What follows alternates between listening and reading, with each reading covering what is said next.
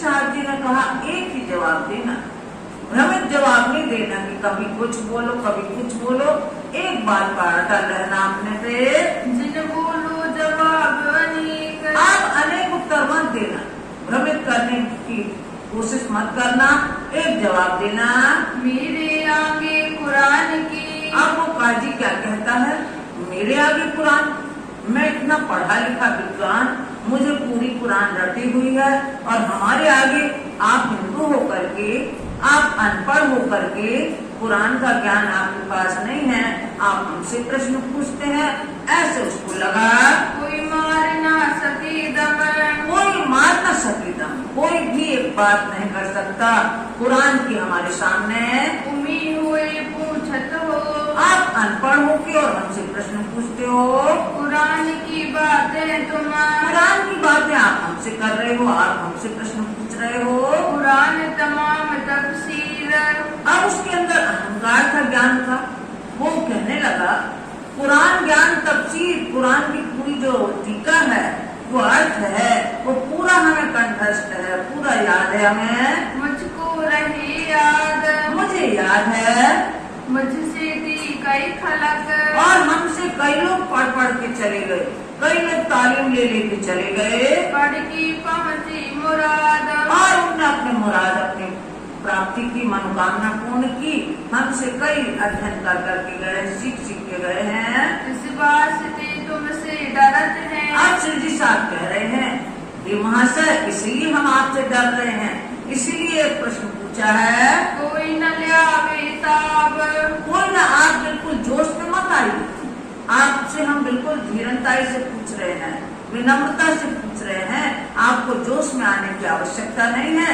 इसीलिए यही जानकर कि आपको तो पूरा कंठस्थ होगा, आप एक प्रश्न का जवाब दे रहे हैं। हम सवाल पूछते हैं। हम जो आपसे सवाल पूछते हैं तिनको दे जवाब। उसका आप जवाब, उसका उत्तर दीजिए हमें।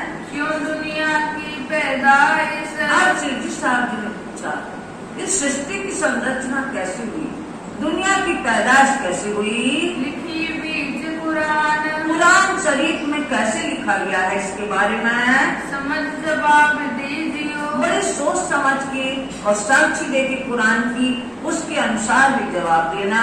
यह बात बड़ी फिरकान। ये कुरान में बड़ी महत्वपूर्ण प्रसंग है कि संसार की उत्पत्ति कैसे हुई, सृष्टि संरचना कैसे हुई, इस पे आपको जवाब देना है। तब जवाब काजी दिया। तब काजी ने उत्तर दिया, हम क्यों कर कहें खिलाफ। हम कुरान के अतिरिक्त कोई बात नहीं करेंगे, कुरान के अनुसार ही बात करेंगे, उसके खिलाफ कोई बात नहीं करेंगे। बूढ़े हुए पढ़ते। और पढ़ते पढ़ते हमारी उम्र इतनी अधिक हो गई, हम बूढ़े हो गए, हमारे दिल हैं साफ। हमारे दिल में कोई भेदभाव नहीं, हमारा दिल साफ है, पवित्र है। जो कभी ये कुरान। जो कभी हम गलत बोले तो ये कुरान हमको, और भांज बोले। यदि हम कुरान के अतिरिक्त कुछ और बोले तो तुम आगे हार ही। तो आपके आगे हम अपनी पराजय स्वीकार कर लेंगे, दम ना मार सके। और हम एक शब्द भी नहीं बोलेंगे, अपने हार मान लेंगे। 5 भात की पैदाइश।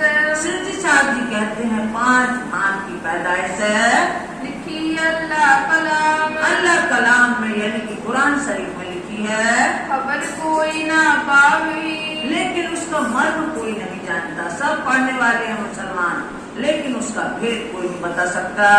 पढ़ी खलक तमाम। खलक तमाम, पूरी दुनिया पढ़ रहे हैं कुरान को, लेकिन इस भेद को स्पष्ट नहीं कर पाते।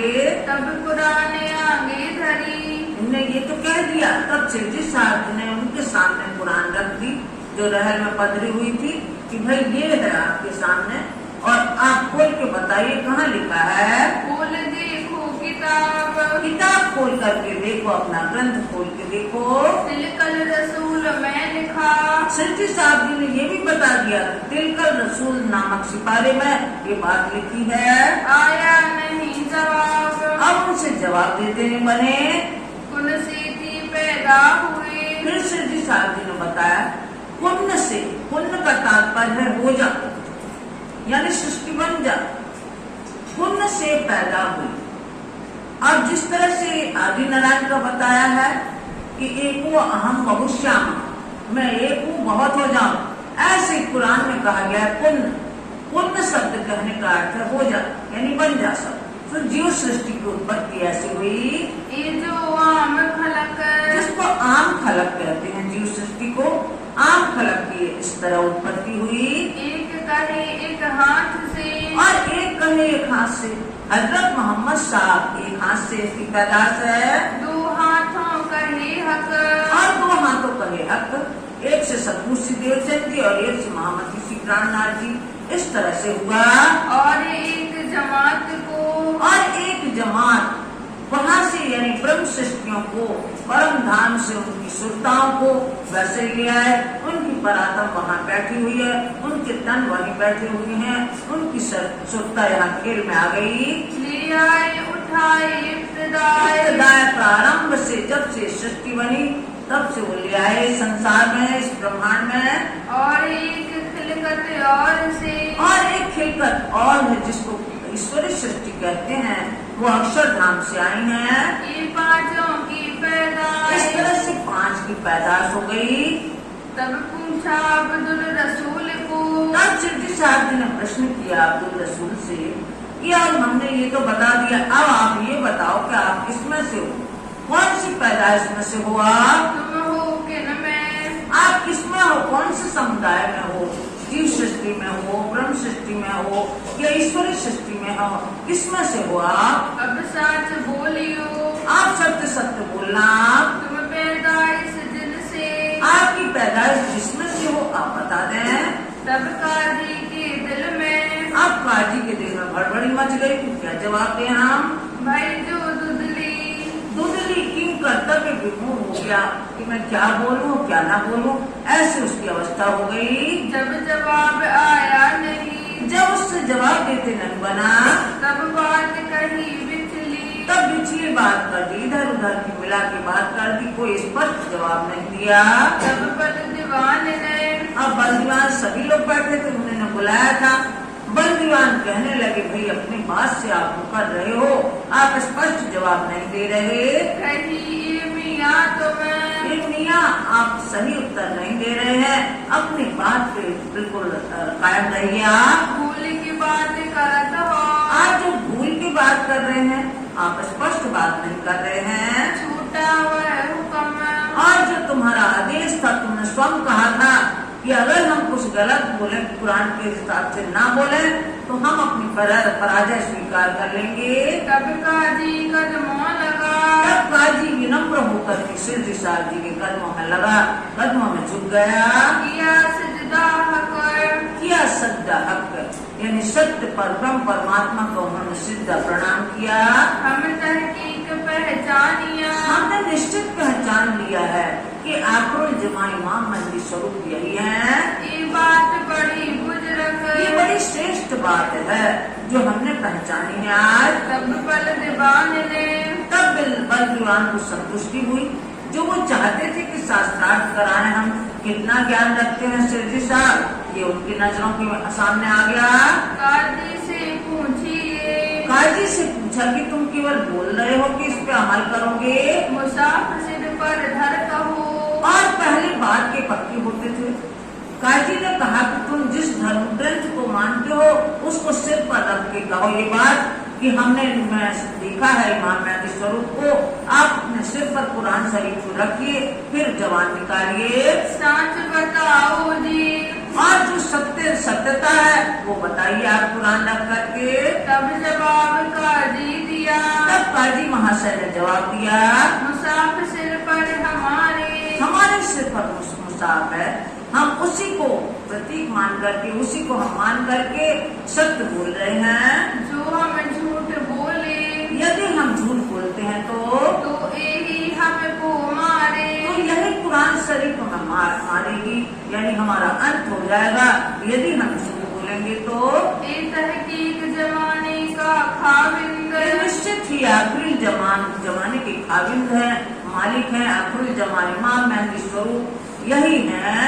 जो करी थी शरत, जो वादा किया था मोहम्मद साहब ने कि आखिरी समय में मैं आऊंगा और अपनी ब्रह्मात्माओं की सिफारिश करूंगा, सो वही हम इनमें देखा हमने। सो सर वही समय आन पहुंचा है अब। करता रोज क़यामत। जो कुरान में कल के दिन कहा गया है कि कल के दिन क़यामत होगी, यानी आत्म जागृति का समय होगा, वही समय आ गया है। तब बल दीवान की तब बलदीवान के अंदर कुछ आई संतुष्टि, कछु साँच आई दिल में। उन्हें सत्य बात लगी उसके कहने पर। पंडितों से पूछ देखो। अब बलदीवान ने यहाँ तो करवा लिया, कुरान का प्रसंग तो करवा लिया। अब उन्होंने कहा पंडितों को भी बुला के शास्त्रार्थ कर लें कि पंडितों से कितना ज्ञान रखते हैं ये लोग। तो इस तरह से पंडितों को बुलवाया गया। कोई चर्चा करे इनसे।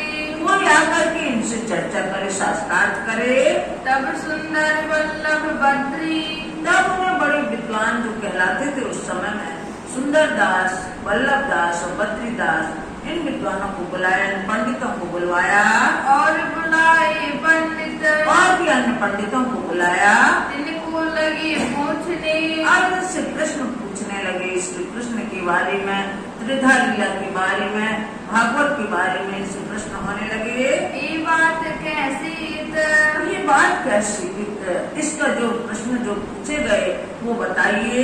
तब बद्री को बुलाएंगे। तब बद्री को बुला करके बद्री को आगे कर दिया पंडितों ने कि बद्री दास आप ही जवाब सवाल करना। बद्री को बुलाया। महाराज पूछी बात खरी। महाराज छत्रसाल महाराज ने स्पष्ट बात पूछा कि खरी जो स्पष्ट बात है, सत्य बात है, वो आप बताइए। ये जो सवाल भागवत के। जो ये सवाल भागवत के हैं, जो 40 प्रश्न भागवत के हैं, जो जागनी यात्रा में शिवजी साहब ने पूछे हैं सबसे, उन प्रश्नों के जवाब कैसे हैं। चित्त दे चर्चा करी। चित्त दे बड़े ध्यान से चर्चा करने लगे। तब बद्रीदास ने। तब बद्रीदास ने कहा प्रश्न पूछे दिल दे कान। और प्रश्न पूछे दिल दे कान। उन्होंने भी अपनी तरफ से प्रश्न पूछे जिनका जवाब शिवजी साहब जी ने दिया। ये बात श्री कृष्ण की। आज यहाँ जब शिवजी साहब जी ने उनसे प्रश्न किए तो बद्रीदास क्या कहने लगे, ये तो श्री कृष्ण की बात है।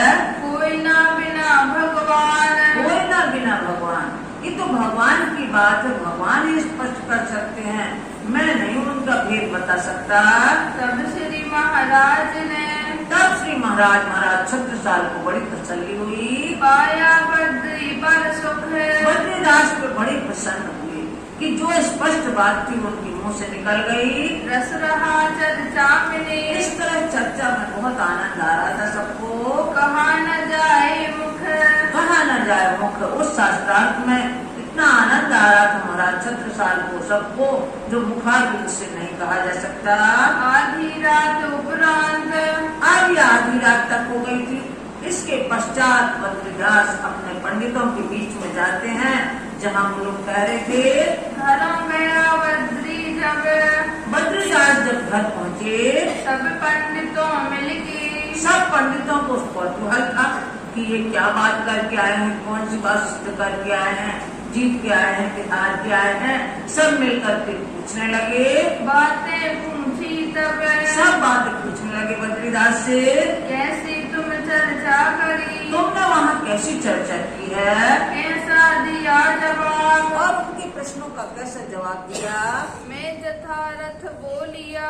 अब बद्रीदास बोलने लगे, मैं तो यथार्थ बोला, जो सत्यता थी, जो वास्तव में था जवाब उसका, वही मैंने बोला है। उड़ाए दिया एक ख्वाब। और जो ये झूठ के सहारे, कल्पना के सहारे हम लोग चल रहे थे, वो ख्वाब की बात है, वो झूठ प्रपंच की बात है, हमने कुछ नहीं की, सत्य सत्य बातें कही हैं। इन ख्वाब की आज लग। इस ख्वाब की आज तक, इस स्वप्नमय संसार में, इस झूठ के संसार में हम लोग कल्पना के आधार पर चल रहे थे, अपना थोथा ज्ञान सबके आगे बगाड़ रहे थे, सो वही चल रहे थे। लेकिन आज हमने तो सत्य बातें कही हैं। है तुम्हारे घर।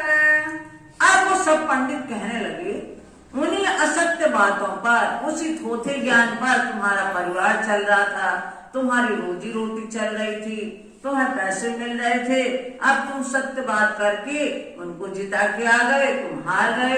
अब तुम्हारा घर परिवार कैसे चलेगा, ये सोचा है तुमने? ये सब उनको सुनाने लगे, तरह तरह की बातें करने लगे। फिटकार सबोने दई, सब पंडित न भला बुरा कहने लगे कि तुमने ये ठीक नहीं किया, अपने को स्थापित करके आना चाहिए था, तुम उनको प्रतिस्थापित करके आ गए, ऐसा तुमने ठीक नहीं किया। क्यों ना गए तुम मरे, और सब पंडित क्या कहने लगे, तुम क्यों नहीं मर गए, तुम ऐसी बात क्यों उनकी सिद्ध करके आ गए, तुम्हें अपनी बात को ऊंचे रखना था। जब बात रोपी तो मैंने की, जब उनकी बात तुमने प्रतिस्थापित की, तब तुम्हारा कोई ठौर, तब तुमने सोचा कि तुम्हारा क्या ठौर होगा, क्या ठिकाना होगा, तुम्हें कौन पूछेगा, ये बात तुम्हारे दिल में नहीं आई उस समय। अब मारो उल्टाएगी, अब भी समय है, अब ऐसा करो कि हम लोग प्रश्न बना के देंगे और तुम जाके कहना कि हम धर्म में रहे, हम ऐसे गलती से कह गए हैं, अब फिर जाके अपनी बात को ऊपर रखो, बात करो जाए और जाके बात करो, तुम जाके हमें देख सवाल बनाएगी। हम सब पंडित तुम्हें प्रश्न बना करके देते हैं, इन प्रश्नों को ले जा करके और अपनी बात जमाओ, वहाँ लेके जाओ तुम, इन प्रश्नों को लेकर के जाइए आप बलदीवान के पास, जाएगी खंत करो और जाके कहना कि भाई हम फिर से बात करना चाहते हैं, इसकी मांग करना, अभी मदद हमें, और हम सब भी वहाँ उपस्थित रहेंगे, तुम्हारी मदद के लिए हम सब भी वहाँ आएंगे। सवाल बनाए रात में उल्टे सीधे प्रश्न तैयार किए, जिसका कोई मतलब नहीं था, ऐसे प्रश्न बना करके उन पंडितों ने भतीजा दास को थमा लिए, बिना जाने निशान, इधर उधर की बातें जिसका कोई स्पष्ट निशान नहीं था, कोई अगर साक्षी भी देना चाहे तो न मिलेगी, ऐसे उन्हें प्रश्न दिए। परियान करे उठे, ऐसे सलाह कर करके विचार विमर्श करके सब पंडित उठे, रात करे पहचान, बात करे पहचान की, जाकर के मिलना, रात समय उठ के और प्रातः काल उठ करके आया बद्री दरबार, बद्रीदास दरबार गए। अब पंडितों ने इतने उनको लांछन लगाए, इतना सब कहा, फिर से सुबह उठते ही दरबार में पहुंच गए, बल दीवाने को बात से, और बल दीवान को अपनी बात से अवगत कराया कि हम किस लिए आए हैं, हमने रात में और उन्हीं की बात कह दी, हमें अपनी बात कहना था तो वो नहीं कह पाया, अब अपनी बात हमें कहना है। किया इन खबरदार, उन्हें सावधान किया कि भाई हम फिर से बात करना चाहते हैं। भाई भेंट महाराज सो, अब फिर इनकी भेंट महाराज छत्रसाल से भी हुई।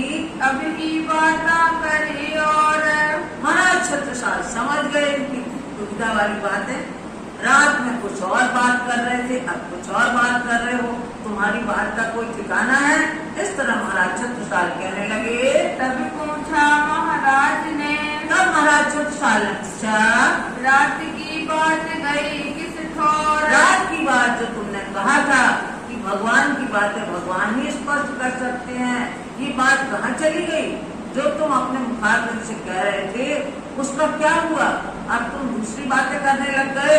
इस तरह छत्रसाल ने पूछा, ऐसे प्रश्न भागवत के, और तुम ऐसे प्रश्न भागवत की बना के लाए हो, हम तो सब जानते हैं। अब वो बद्रीदास कहने लगे, जो हमसे पूछे गए थे हम तो सब जानकार हैं, सब जानते हैं ऐसे प्रश्नों के जवाब हम। झूठी बात बनाएगी, इस तरह झूठी बात बना के बोलने लगे बद्रीदास, करने लगे ऐसे करने लगे।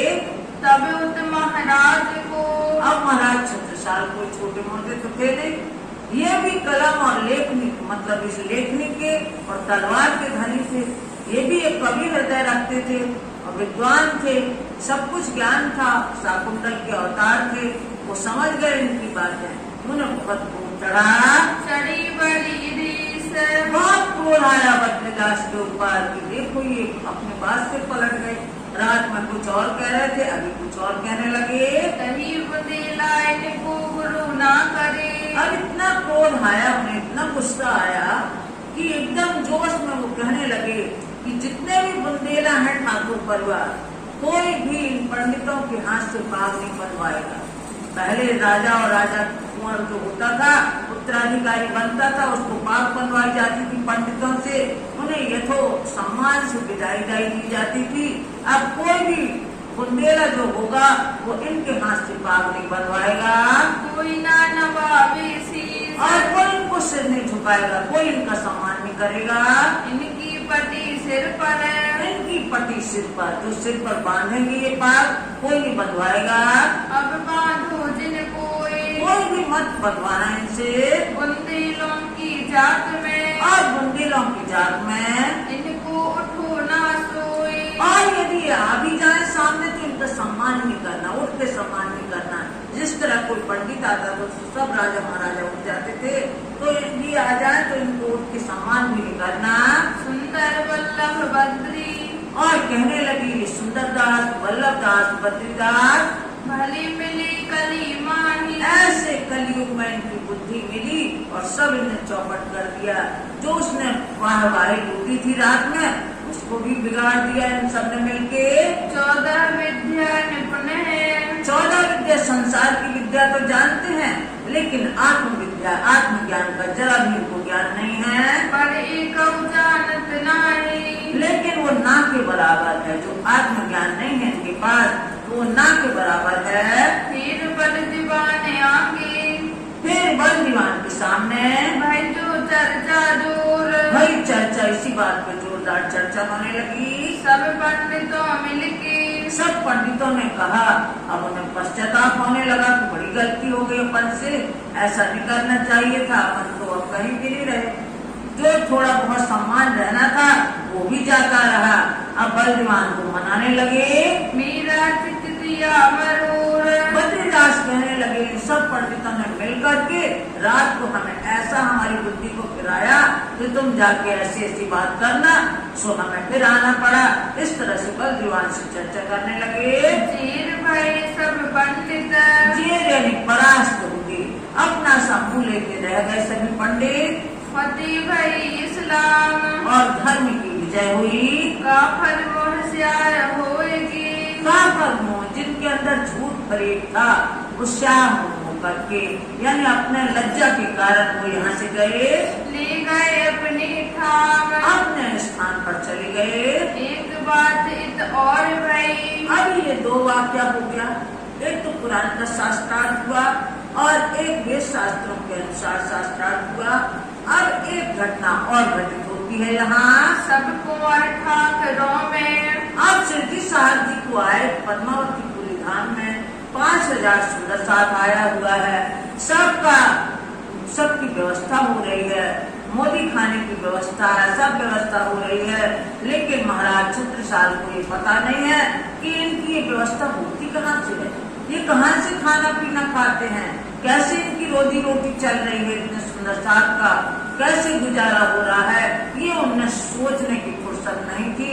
ये उन्हें ध्यान ही नहीं दिया कि वो क्या रहा है। और जितने ठाकुर थे, ठकुरास में जितने भी कुंवर थे, सब लोग मानने वाले थे। उनके मन में ये भ्रम था, जैसे रामनगर के राजा को भरमाया था कि इनके हाथ में कोई बुर्की है, वो बुर्की डाल देते हैं। सो ऐसे इनके ठाकुरों के मन में ये बात थी कि इनके पास तो कोई ऐसी वस्तु है जिससे ये सब उत्पन्न कर देते हैं। जैसे पारसमणि, लोहा को स्पर्श कर दो तो सोना हो जाएगी, ऐसे कोई इनके पास रसायन है। ऐसा सबके अंदर विश्वास था, केवल छत्रसाल को छोड़ के सबके अंदर ये बात थी। खरच राज की बख्शीश देख के, खर्च राज की बख्शीश देकर और जो खर्चा हो रहा था सब सुंदर साथ में, सबका गुजारा हो रहा था, उसको देख करके धोखा भयो मन में भ्रम हो गया था इन्हें ये सोचा ही नहीं था कि कैसे गुजारा हो रहा है। खर्च इत से पहुँचे नहीं, राज दरबार से तो खर्चा पहुंचता नहीं था कि कोई आमदनी, कोई राशि पहुंचती हो, पैसे पहुंचती हो जिससे गुजारा होता हो। तो जब राज दरबार से नहीं पहुंचता था तो कहाँ से आ रहा है, ये नहीं सोचा था उन्होंने। ये उठत है कहाँ से, ये खर्चा कहाँ से उठता है, कैसे इनका गुजारा हो रहा है सबका। है इनके पास रसायन, सबके अंदर तो यही विश्वास था कि इनके पास कोई रसायन है जिससे वो करिश्मा होता है और पैसा बनता है। ये सब जानी मन में, ये सभी लोगों ने जान लिया था ये मन में, सिवाय एक महाराज के। सिवाय एक महाराज के। महाराज छत्रसाल को ये नहीं लगा था कि ऐसा होगा। उनमें सोचने का उन्हें समय नहीं था, तो उनके फल नहीं था ये विचार मन में। सबके मन में बस गई, सबके मन में तो ये बात बसी हुई थी। बरस 3 बीत गए, 3 वर्ष हो गए। संवत 1743 आ गया। संवत 1740 में पधारे थे। अब 3 वर्ष हो गए हैं, लेकिन 3 वर्ष तक किसी का ध्यान नहीं गया कि कैसे सुंदर साथ का गुजारा होता है। तब लग खर्च की खबर ना भई, तब तक किसी को इसकी तरफ ध्यान नहीं गया। तब एक दिन महाराज ने, तब एक दिन महाराज ने पूछी श्रीराज से, सुरजी साहब से पूछा कि आपका और सुंदर साहब का सब जितना समूह आया है, सबका खर्च कैसे चलता है। सबके मन में धोखो है, और ये भी बता दिया महाराज छत्रसाल ने कि सबके मन में ये भ्रम है कि आपके पास कोई ऐसी सिद्ध वस्तु है जिससे सबका खर्च चलता है। ये खर्च होते है जी, और उसी से ये खर्च चलता है। तब फुरमाई श्रीराज ने, तब सुरजी साहब ने फरमाया, कहा ये आवत खर्च साथ में से, ये सब सुंदर साथ ही खर्च होता है। वो सब सेवाएं करता है सुंदर साथ बाहर के, वो पैसा भेजते हैं, कपड़े भेजते हैं, सब खर्च को ही ओढ़ते हैं। मीरता को साथ है, और वो मृतक के सुंदर साथ हैं।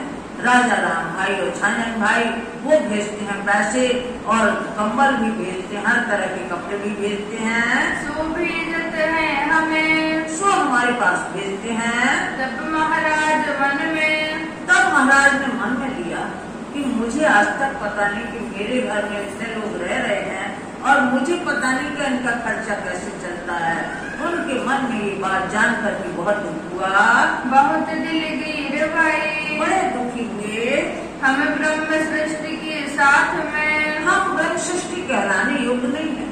हम ब्रह्म सृष्टि जो हमारे घर में इतने सुंदर साथ हैं और हमें आज तक खबर नहीं, कैसे खा पी रहे हैं ये लोग। अंजू भाई ना सही, अभी हम पूर्ण रूप में ब्रह्म सृष्टि कहलाने के योग्य नहीं है, जो हम कुछ सेवा ही नहीं कर पा रहे हैं। हम अपने आप को कैसे ब्रह्म सृष्टि कहें। बहुत दिलगिरी आई दिल में, बड़े दुखी हुए। अब उनसे किसी से कहते ना बने कि इतना ज्यादा दुख हो गया उनको। मानी ना आपको साथ, और अपने आप को किसी तरह वो समझा नहीं पा रहे थे। अजहू काम दीन का, अरे हमने धर्म का कोई काम किया ही नहीं है। आया ना मेरे हाथ, मेरे हाथ में कोई भी धर्म का काम नहीं आया, सेवा का काम नहीं आया जो मैंने किया। वो विचार किया मन